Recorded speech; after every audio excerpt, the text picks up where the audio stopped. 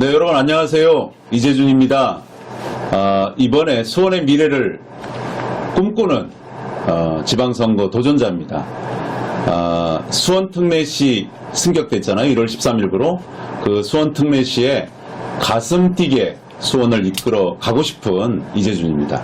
가슴 뛰는 수원 특례시 어떻게 할 수 있을까요? 저는 시민들하고 물론 토론하고 의견을 듣고 같이 할 생각인데 우선 제 생각을 말씀을 드려볼게요. 특례시가 되고 우리는 가슴 뛰면서 미래를 가야 됩니다. 정조대왕이 만들어서 이루어진 우리 수원 화성, 수원인데요. 225년이 지났습니다. 그동안 자부심을 갖고 살아왔는데요. 미래는 우리가 어떻게 해야 될까? 그 문화예술의 자긍심을 갖고 미래는 좀 더 나은 삶을 위해서 경제적 활력을 가져가야 됩니다. 저는 30개의 대기업 유치를 목표로 하고 있습니다. 과거 한 15년 전까지만 해도 우리가 13개의 대기업이 있었어요. 그런데 15년 사이에 9개가 지방으로 이전했습니다. 지금 4개 남았습니다. 그 4개 대기업에 의존하다 보니까 여러 가지 경제적 문제가 세수 문제도 파급됐고 일자리 문제도 파급됐고 여러 가지 문제가 파급되고 있어요. 그래서 4개 대기업을 30개의 대기업으로 확대 유치하자라는 게 컨셉인데 어떻게 하느냐? 제가 도시계획을 전공하고 있어요. 그동안 30년 동안 교육도 하고 연구도 하고 행정도 또 해보고 실제 프로젝트 일도 도시계획 일을 굉장히 많이 했습니다. 현장에서. 지금도 서울 마곡지구의 총괄계획가 일명 MP라는 걸 하고 있는데요. 그 마곡지구도 110만 평에 30만 평의 대기업을 유치했습니다. LG를 비롯해서 많은 기업들을 유치했는데 그 유치 경험을 토대로 하면은 첨단 기업 신도시라는 걸 만들어서 저가의 토지를 대기업들한테 공급하는 겁니다. 그리고 현재 있는 우리 수원시 기업들, 중소기업들을 대기업으로 육성하는 두 가지 정책을 피면 저는 한 30개 정도는 할 수 있다고 생각합니다. 최근에 벌써 하나를 유치했습니다. 가슴 뛰는 수원 특례시 뭐냐? 경제 특례시입니다. 대기업 30개를 유치하는 경제 특례시로 만들어 가겠다. 여러 가지 방법들이 있지만 우선 첨단 산업 신도시로 여러분 저는 그동안 수원시에서 많은 노력도 했습니다. 수원시 발전을 위해서 시민의 건강한 삶을 위해서 그런 노력들을 현장에서 또 행정에서 해보니까 미래는 이렇게 가야 되겠다라는 비전들이 많이 보였어요. 그래서 그 비전을 여러분들하고 같이 실천하고자 시장에 도전했습니다. 사실은 제가 시장에 도전하는 것도 일종의 행정 서비스 수장이 돼서 공무원들 3천여 이상의 공무원들을 우리 125만 수원 시민들에게 어떻게 행정 서비스를 할까? 그리고 그 공무원들이 미래 비전을 위해서 어떤 일을 역할을 시킬까라는 걸로 일을 압축시킵니다. 민원인들이 동사무소로 가든 구청을 가든 시청을 가든 시스템을 새로 만들어야 되겠다는 생각을 해요. 예를 들면 제가 건축 일에 민원이 있어서 건축과나 공동주택과나 뭐 개발과나 이런 데를 찾아가는 게 아니라 어딜 갈지 몰라요. 일반 시민들은. 이걸 들고 제가 생각하는 소통 민원실 특별히 만들 겁니다. 거길 들어가면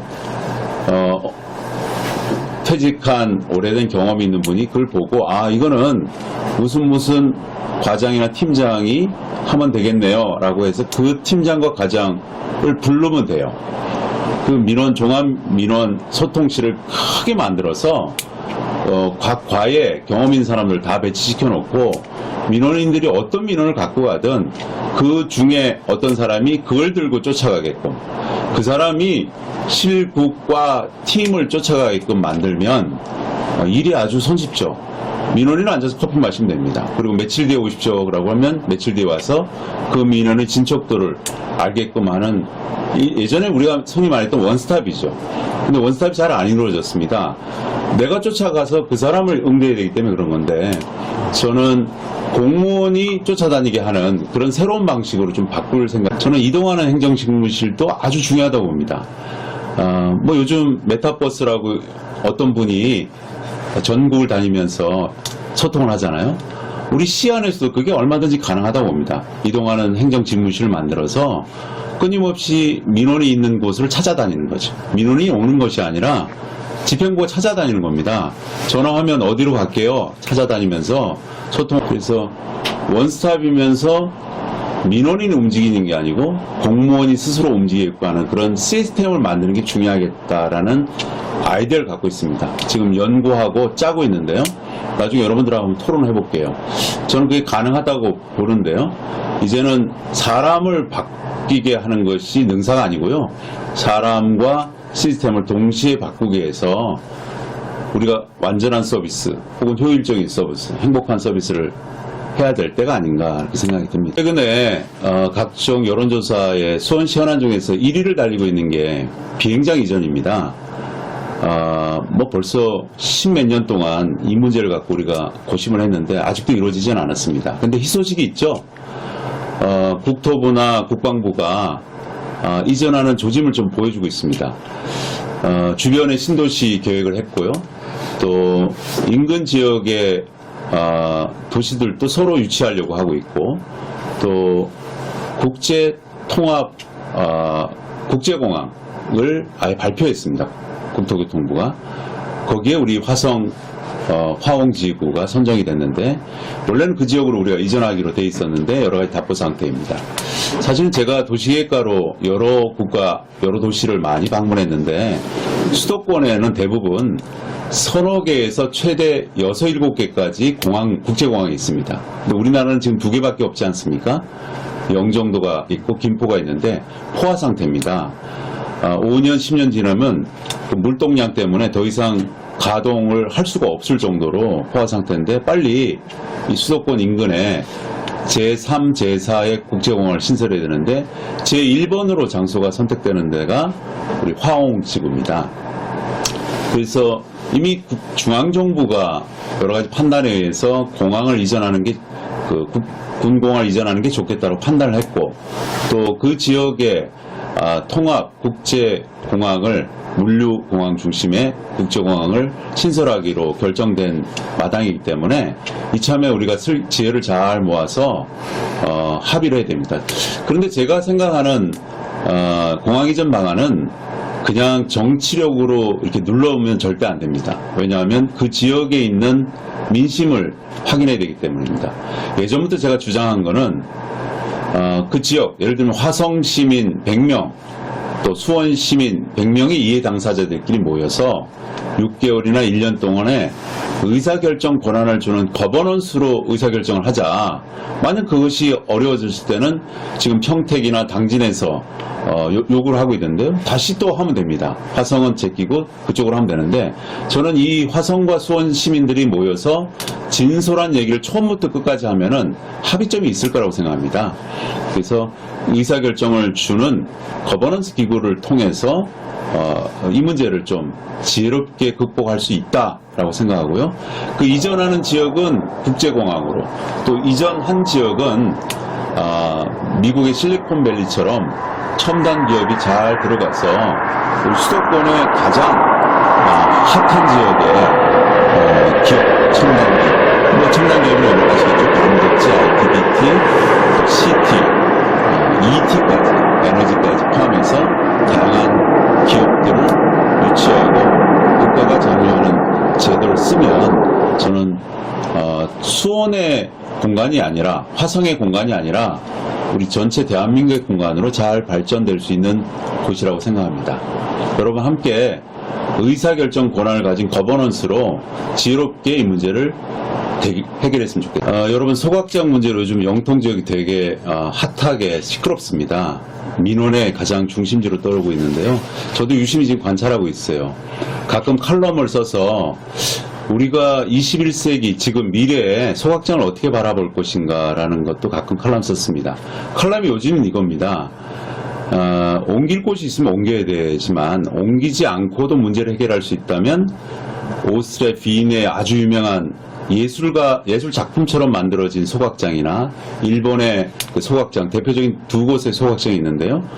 환경 친화적으로 아예 만들고 거기에서 부산되는 에너지를 주변 지역 주민들이 골고루 혜택을 가질 수 있도록 하면, 물론 공해물질은 없어야죠. 철저하게 단속을 해야죠.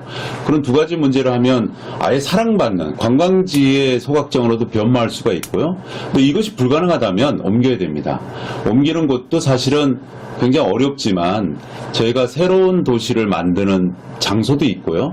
또 기존의 장소도 몇 군데가 있어요.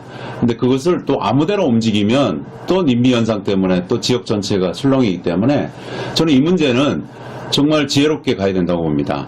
전체 시민의 생각과 영통 주민들의 생각을 동시에 존중하면서 여론을 한번 들어봐야 돼요. 아예 열어놓고 토론을 한번 해봐야 됩니다. 대안은 다 있습니다. 어느 대안이 좋을까요?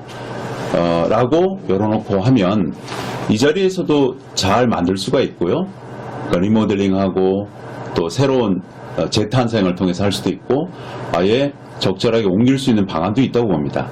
근데 이거를 행정과 수장이 누군가가 옮기자 말자 이렇게 하는 건 어불성설이라고 보고요. 왜냐하면 수원시 전체의 문제이기 때문에. 근데 이것은 반드시 자명한 일입니다. 앞으로 우리가 좀 더 시간이 가면 갈수록 쓰레기 양은 더 늘어납니다. 그렇기 때문에 이 한 곳에 의지할 수는 없다는 겁니다. 곳곳에 소각장을 만들어야 됩니다. 왜? 인천 매립이 이제 불가능해져 가고 있어요. 쓰레기 자체는 이 도시 안에서 해결해야 됩니다. 그러니까 우리 모두가 그 문제를 열어놓고 다 토론해야 됩니다. 내 집 앞에 소각장이 하나씩 있어야 되는 날이 곧 옵니다. 그걸 염두에 두고 우리가 지혜롭게 만들어갈 수 있다고. 여러분 균형발전 얘기 많이 들으셨죠? 아마 노무현 대통령 이후로 노무현 대통령이 선거공약으로 내서 전국의 균형발전을 이루겠다 이렇게 신행정수도 옮기고 그래서 굉장히 많이 화두가 됐습니다. 여전히 화두입니다. 정부 기구도 있고요. 근데 국가적인 균형발전도 중요하지만 도시 하나의 균형발전도 더 중요합니다. 수원은 균형발전 측면에서 여전히 어려운 측면이 있어요. 서수원이 지금 낙후됐고요.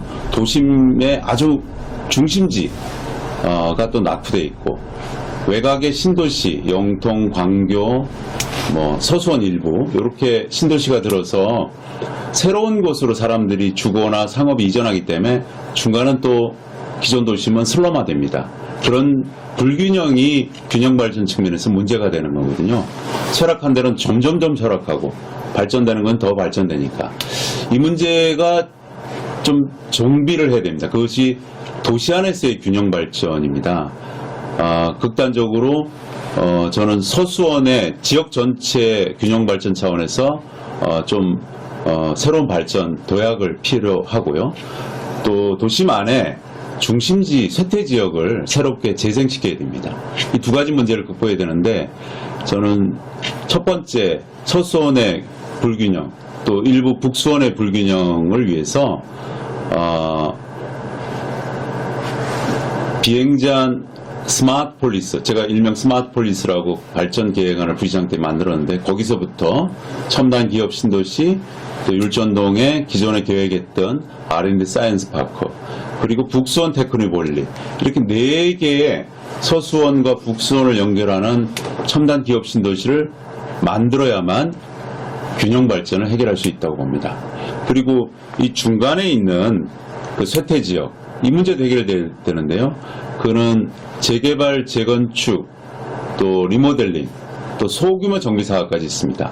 이 4가지 사업을 활성화시키면 그 안에 있는 여러 가지 쇠퇴된 지역을 주민의 조합이나 그 활력에 의해서 스스로 할 수 있습니다. 용적률을 조금씩 올려주고 인센티브를 주고 패스트 빨리 그분들이 할 수 있도록 행정 지원을 해주고 컨설팅을 해주면 빠르게 진행된다고 봅니다. 그래서 불균형 문제를 균형 있게 하려 그러면 개발할 지역을 좀 더 개발하고 또 이 쇠퇴한 지역을 재생시켜주는 2가지 방법으로 할 수 있다 생각하는데요. 자세한 거는 저의 인터넷 홈페이지 블로그 이런 데 들어와 보십시오. 이미 발표된 것이 많이 있기 때문에 구체적인 정보는 거기 다 있습니다. 수원에 대한 꿈이 있습니다. 수원을 잘 알고 있어요. 30년간 살았고 아이들도 키워보고 시민운동도 여기서 해봤고 대학 교수도 해봤고 또 행정부시장 5년을 해봤어요. 그리고 정치도 5년 해봤습니다. 꽤 많이 했죠. 그런 여러 가지 경험을 토대로 제가 가지는 꿈이 있어요. 좀 더 나은 수원이 눈에 보이는데 그거를 실천해야 되겠다라는 욕심입니다. 또 자신감이 있습니다. 여러분, 근데 그 자신감은 저 혼자만 해서는 안 되고 여러분하고 같이 해야 됩니다. 여러분하고 같이 하면 자신감이 더 올라갈 수 있습니다. 꿈을 꾸는 사람이 행복하다 그랬는데요. 저는 좋은 꿈을 꾸고 있다고 생각합니다. 여러분들이 저한테 그 꿈이 이루어지도록 명령하시고 기도해 주시고 같이 응원해 주시면 이번 그 꿈을 저는 도전하고 잘 이뤄갈 수 있다고 생각합니다. 여러분 요즘 코로나 때문에 너무 힘드시죠? 소상공인들도 제일 힘들고요. 많은 사람들이 하소연하고 있습니다. 어저께 목욕협회를 잠깐 뵀는데요. 손님도 없고 에너지 비용은 엄청 들고 하수대세도 뭐 엄청나게 드는데 1년에 1,000만 원씩 또 어떤 분은 1억씩 손해를 본다 그래요. 우리 모두가 좀 견뎌야 됩니다. 다행인 것은 조금 있으면 이 코로나가 종식될 수도 있다라는 희망을 좀 가져옵니다. 이제 감기처럼 우리 일상화 된다는 얘기죠. 조금 더 우리가 더 견디고 함께 힘을 모으면 극복을 할 수 있을 거라고 봅니다. 그렇지만 우리 주변에 있는 소상공인들, 진짜 어려운 분들 한 번 더 눈여겨보시고 좀 도와줬으면 좋겠습니다. 저도 그렇게 할 겁니다. 네, 여러분. 이제 준비된 이재준입니다. 여러분과 함께 가겠습니다. 여러분, 함께 갑시다.